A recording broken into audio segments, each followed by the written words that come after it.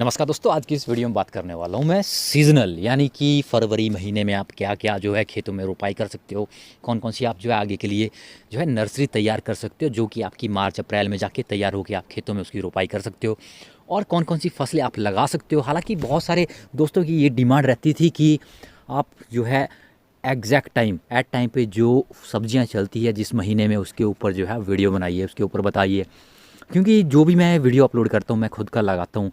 जो मैं video footage मैं बनाता हूँ उसको जो है अपलोड करने में कम से कम जो है 15 दिन या 20 दिन या 1 महीना जो है मैं लेट कर लेता हूँ। तो उस दौरान बहुत सारे दोस्त ये कहते हैं कि आपने पहले नहीं बताया, हमारी फसल जो है लेट हो चुकी है अब लगाने में। तो उसी को दौरान मैं बहुत पहले से जो है ये सीरीज़ शुरू करने वाला था कि हर मंथ के लिए जो मैं आपको ये स्टार्टिंग में मंथ के शुरुआत में ये गाइड करूँ कि इस महीने जो है आप कौन कौन सी फसलें लगा के कब कब उनसे जो है फसल लेके और अच्छा मुनाफा आप कब कब ले सकते हो। तो उसी से रिलेटेड आज की इस वीडियो में बात करने वाला हूँ कि फरवरी महीने में जो है आप कौन कौन सी फसलें जो लगा के अच्छा मुनाफा कमा सकते हो। तो दोस्तों सबसे पहली बात करता हूँ मैं, जो भिंडी आपकी आती है दोस्तों, भिंडी लेडी फिंगर, जिसको आप लगा के जो है अच्छा मुनाफा कमा सकते हो। गर्मियों के सीज़न में जो है काफ़ी डिमांड रहती है, रेट भी बहुत हाई जाते हैं। एज़ मार्केट की बात करूं तो लगभग 70 से 80 रुपए तक पर केजी जो है बाज़ार में बिक जाता है। और सब्जी मंडी में जो है लगभग 30, 35, 25, 20 रुपए से ऊपर ही बिकती है गर्मियों के सीज़न में। बात करूं मार्च अप्रैल मई जून महीने की। उसके बाद बरसात आते आते थोड़ा रेट डाउन हो जाता है। बरसात के बाद जो है रेट दोबारा से हाई चला जाता है सितंबर, अक्टूबर, नवंबर महीने में। और दिसंबर जनवरी आपका ऑफ सीजनल रहता है, जो कि आप पॉली हाउस में लगा सकते हो, जिसको ग्रीन हाउस में। और भिंडी आपको जैसे आप अगर आप लगाते हो तो उसके लिए कम से कम रो में लगा के जो है अच्छा बेनिफिट आपको रहता है, क्योंकि उसमें आपकी निंदाई और जब आप हार्वेस्टिंग करते हो तो उसके लिए भी जो है आपको काफ़ी जो है ज़्यादा मुशक्क़त नहीं करनी पड़ती। जो रो से रो की आपकी दूरी रहती है वो कम से कम जो है आपकी 1.5 से 2 फीट की रखें। और जो 20 से 20 की दूरी है वो आपकी 3, 4, 5 इंच तक आप उसको रख सकते हो। और लगभग जो है 60 दिनों के अंदर अंदर आपको जो है फसल देना शुरू कर देती है। और लगभग 3 से 4 महीने या कभी कभी 4.5 या 5 महीने तक भी जो है इसका सीज़न चल लेता है। और दूसरी बात करूँ मैं दोस्तों, करेला। करेला आजकल आप जो है उसका बीज जर्मिनेट करने में थोड़ी दिक्कत आती है फरवरी महीने में, क्योंकि टेम्परेचर थोड़ा डाउन जाता है। और 20 से 25 फरवरी आते आते थोड़ा टेम्परेचर राइज़ हो जाता है। उसके बाद धीरे धीरे जो है मार्च में गर्मियाँ आना शुरू हो जाती है। उस दौरान जो आपका बीज जो रहता है करेले का वो 5 से 7 दिन में जर्मिनेट कर जाता है।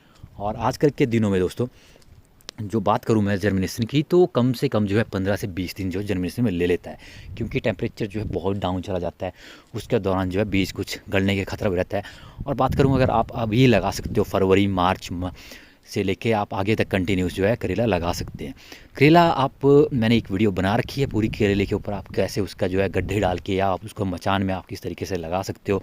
करेला आपका जाके अभी अगर फरवरी में भी आप लगाते हो तो वो चल के जो है आपका बरसात तक चलता है, यानी कि 5 से 6-7 महीने की आपकी जो है उसकी फसल की अवधि रहती है। और रेट भी अच्छा रहता है गर्मियों के मौसम में, और बरसात आते आते भी अच्छा जो है फसल देता रहता है और उसमें आपको अच्छा जो है रेट मूल्य मिल जाता है।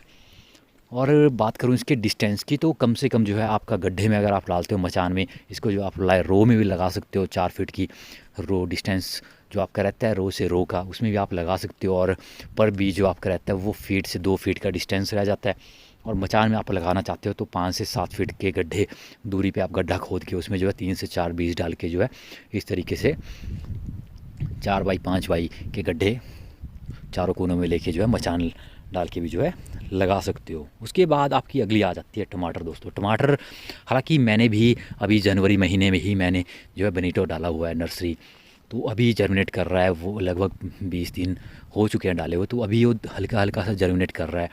और फरवरी में आपका अगर आप अभी लगाते हो फरवरी में नर्सरी डालते हो तो वो चल के जो है आपका मार्च 15-20 के बाद ही रोपाई के लिए तैयार होगा। यानी प्लांटेशन के लिए जो आप उसको नर्सरी से निकाल के खेतों में रोपाई करोगे वो अगले महीने 20 मार्च के बाद ही जो है वो तैयार होगा।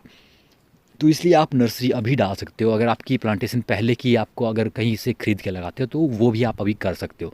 अभी थोड़ा ठंड रहती है, कुछ कोहरा पड़ता है, कुछ पाला पड़ता है, उससे भी नर्सरी अगर आप टाइमली अभी रोपाई कर लेते हो तो उसके ख़राब होने के चांसेस ज़्यादा रहते हैं। तो इसके लिए थोड़ा रुक के जो आप टमाटर लगाएं। 15 से 20 फरवरी के बाद आप रोपाई कर सकते हैं। या फिर अगर आप नर्सरी डालना चाहते हैं तो फरवरी महीने में आप कभी भी जो है नर्सरी डाल सकते हैं। मार्च में आप डाल सकते हैं।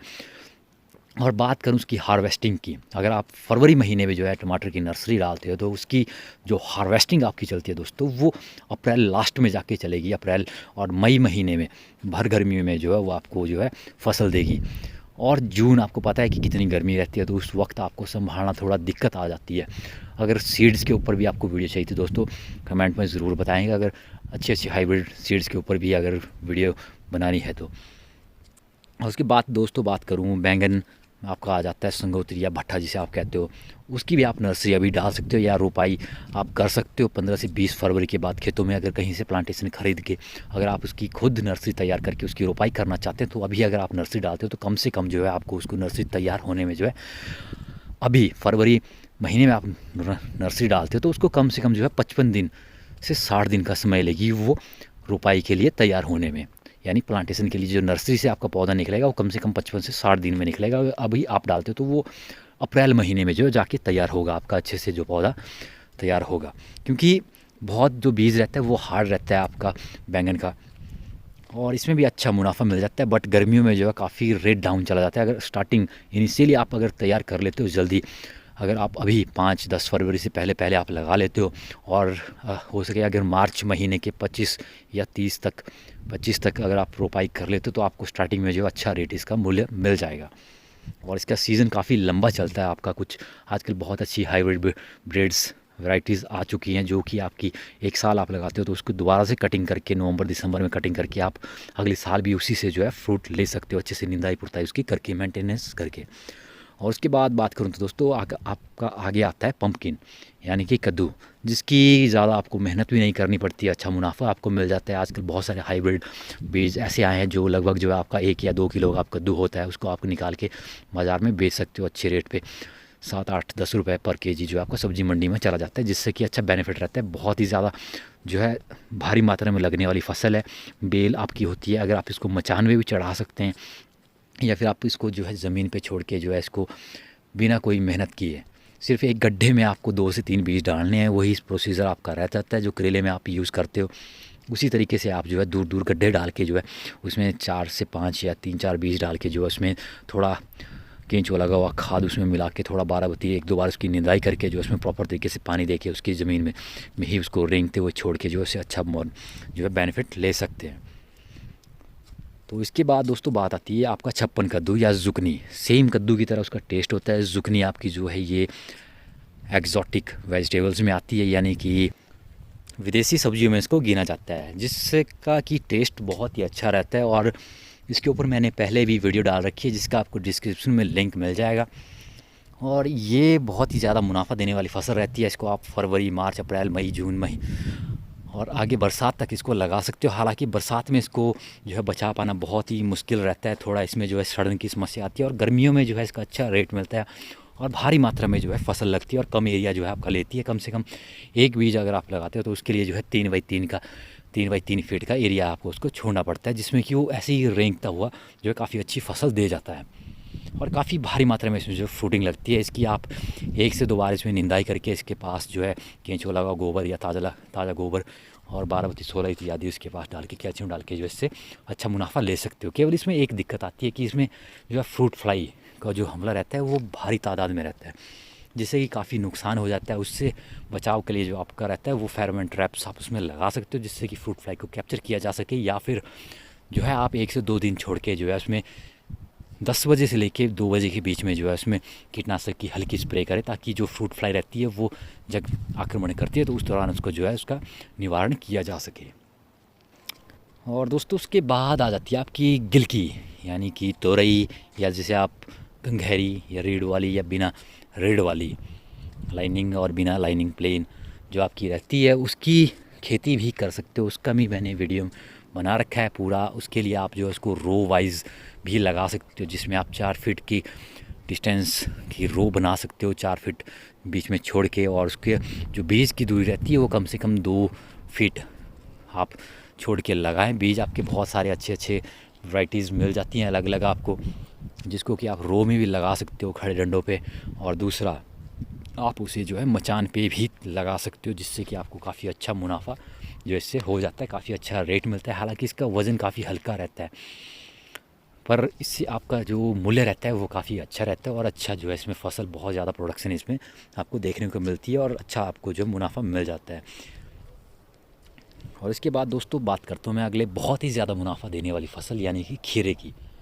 आपका गर्मियों का सीज़न आपको पता है कि खीरे की डिमांड बहुत ही ज़्यादा भारी मात्रा में रहती है, जिससे कि आपको बहुत ही ज़्यादा मुनाफा होता है। और खीरा एक ऐसी फसल है जो आपको भारी तादाद में जो है फ्रूट देता है और उसका जो वज़न रहता है फ्रूट का वो भी काफ़ी ज़्यादा रहता है। हालांकि 1 केजी में आपका जो है कम से कम 3 या 4 ही खीरे चढ़ते हैं, अगर आपने प्रॉपर साइज़ में उसको तोड़ा होता है छोटे साइज़ पे। अगर बहुत बड़ा आप कर लेते हो तो उसका लगभग 1 या 2 ही उसमें फ्रूटिंग में चढ़ते हैं, उसका केजी में चढ़ता है, उसका आपको मूल्य भी इतना ज़्यादा नहीं मिलता है। तो उससे बेटर कि आपका जितना छोटा आप खीरा तोड़ते हैं उसका आपको मूल्य अच्छा मिलता है और उतने ही ज़्यादा आपके खीरे आगे को लगते हैं। खीरे के ऊपर बहुत सारी वीडियोस मैंने डाल रखी है जिसका आपको डिस्क्रिप्शन में लिंक मिल जाएगा। तो फरवरी महीने में अगर आप खीरा लगा देते हो पूरे, कभी भी आप पूरे लास्ट तक 27-28 फरवरी के बीच में कभी भी लगा लेते हो आप, 1 फरवरी से लेके 27-28 फरवरी के बीच में, तो वो आपका मार्च महीने में ही आपको फसल देना शुरू कर लेता है। क्योंकि खीरा एक ऐसी फसल है जो 35 दिनों में ही आपको हार्वेस्टिंग के लिए तैयार होना शुरू हो जाता है। 35 से 40 दिन के बीच में ही हार्वेस्टिंग देना शुरू कर लेता है, अगर अच्छी ग्रोथ आपकी रहती है, अच्छी आपने जो इसकी निदाई पुरताई की हो और अच्छा मुनाफा आपको देता है। और कम से कम 3 महीने में ही आपको जो है पूरी फसल जो इसका लाइफ साइकिल रहता है वो ख़त्म हो जाता है। 3 से 3.5 या 4 महीने कभी कभार चला जाता है। और गर्मियों में बात करूँ इसकी बहुत सारी वैरायटीज़ आपको मिलती है जिसकी जो हाइट रहती है वो कम से कम 3 या 4 फीट से ऊपर नहीं जाती है बेल की, जिसको आप रो पे ही लगा के इससे अच्छा बेनिफिट ले सकते हैं। हालाँकि कुछ एक दोस्त इसको जो है बिना बांस की डंडों पे भी लगा लेते हैं, पर जिसमें थोड़ा प्रोडक्शन भी कम मिलती है और जिसमें सड़न का खतरा भी ज़्यादा रहता है। और दोस्तों इसके बाद बात आती है लौकी की। तो लौकी भी काफ़ी अच्छा मुनाफा देने वाली फसल है जिसको आप मचान पे भी चला सकते हो। सेम प्रोसीजर आपका रहता है करेले वाला, जिसमें आप गड्ढे डाल के 5 से 7 फीट की दूरी पे जो है स्क्वायर फीट में जो है उसका गड्ढा डाल के जो है आप उसमें 3 से 4 बीज डाल के अच्छे से जो मचान बना सकते हो। मचान का भी मैंने वीडियो अलग से डाल रखा है कि आप किस तरीके से जो मचान तैयार कर सकते हैं। आजकल जो जनवरी और फरवरी महीना आपका ऐसा रहता है जिसमें जो आप खेतों की तैयार कर लेते हो गर्मियों के सीज़न के लिए। गर्मियों का एक सीज़न ऐसा रहता है कि जिसमें जो है सब्जियों की डिमांड सबसे ज़्यादा रहती है और जो सब्जियां भी रहती है वो बहुत तादाद में उगाई जाती है और अच्छा उससे मुनाफा कमाया जाता है। तो लौकी से भी आप काफ़ी ज़्यादा मुनाफा कमा सकते हैं, जिसमें कि उसका जो वज़न रहता है वो काफ़ी अच्छा रहता है और फ्रूटिंग बहुत ज़्यादा तादाद में आती है बेलों के ऊपर, जिससे कि आप अच्छा मुनाफा कमा के अच्छी आमदनी कर सकते हैं। और उसके बाद दोस्तों बात आती है मिर्च की। मिर्च आपकी सूखी बेच लो या हरी बेच लो दोस्तों, लाल हो या हरी हो दोनों में ही बहुत ज़्यादा बेनिफिट रहता है। तो इसकी नर्सरी भी आप जो है अभी डाल सकते हैं फरवरी महीने में, जिसका बीज जनरेट होने में कम से कम जो है 45 से लेकर 60 दिन का समय लेगा। अभी एनवायरनमेंट कंडीशन के हिसाब से जैसे टेम्परेचर राइज़ करेगा मार्च में अगर आप नर्सरी डालते हो तो वो आपका कम से कम 35 से 40 दिन में तैयार हो जाता है। नर्सरी अगर अभी आप डालते हो फरवरी में तो अगर टेम्परेचर बहुत ज़्यादा डाउन रहता है तो कम से कम जो है 45 से 60 दिन का समय लेगा। और दोस्तों इसके बाद बात आती है शिमला मिर्च की, जिसकी सब्ज़ी काफ़ी लोकप्रिय रहती है, बहुत सारी चीज़ों में इसका इस्तेमाल भी किया जाता है। तो उसकी नर्सरी भी जो है आप अभी फरवरी में डालते हो तो उसके कम से कम जो है 45 से 60 दिन आपके जर्मिनेशन में लग जाते हैं। पर इसमें एक दिक्कत ये रहती है कि गर्मियों में जो है रेट काफ़ी ज़्यादा नहीं आता है आपका, 8 से लेके 20 रुपये पर केजी जो है आपका सब्ज़ी मंडी में रेट जाता है, पर उसमें भी आपको काफ़ी अच्छा मुनाफा मिल जाता है। और इसकी केयर भी काफ़ी ज़्यादा करनी पड़ती है, बहुत ज़्यादा मेहनत आपकी रहती है, सब शिमला मिर्च की भी और टमाटर दोनों ऐसी फसलें रहती है जिसकी बहुत ज़्यादा केयर करनी पड़ती है आपको।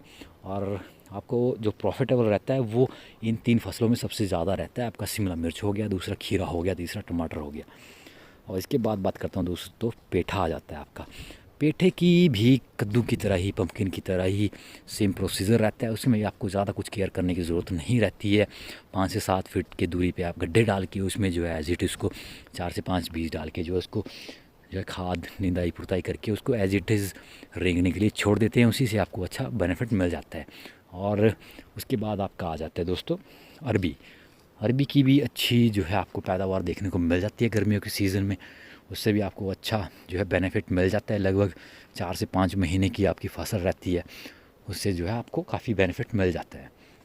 उसमें ज़्यादा आपको कुछ केयर उसकी ज़्यादा कुछ करने की ज़रूरत नहीं रहती है। और दूसरा आ जाता है आपका फ्रासबीन।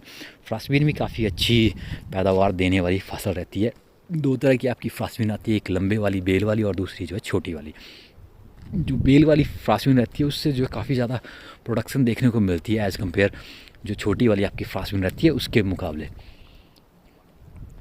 और गर्मियों के सीज़न में जो है उसका रेट भी काफ़ी ज़्यादा रहता है, क्योंकि बरसात आते आते मैंने देखा है कि उसका रेट डाउन हो जाता है काफ़ी। तो गर्मियों के मौसम में आपको फ्रासबीन का रेट भी जो है बहुत ज़्यादा देखने को मिलता है। तो इसी के साथ दोस्तों, अगर कोई सवाल या सुझाव रहता है तो कमेंट बॉक्स में ज़रूर लिखें। तो बहुत जल्द मिलते हैं नई वीडियो के साथ।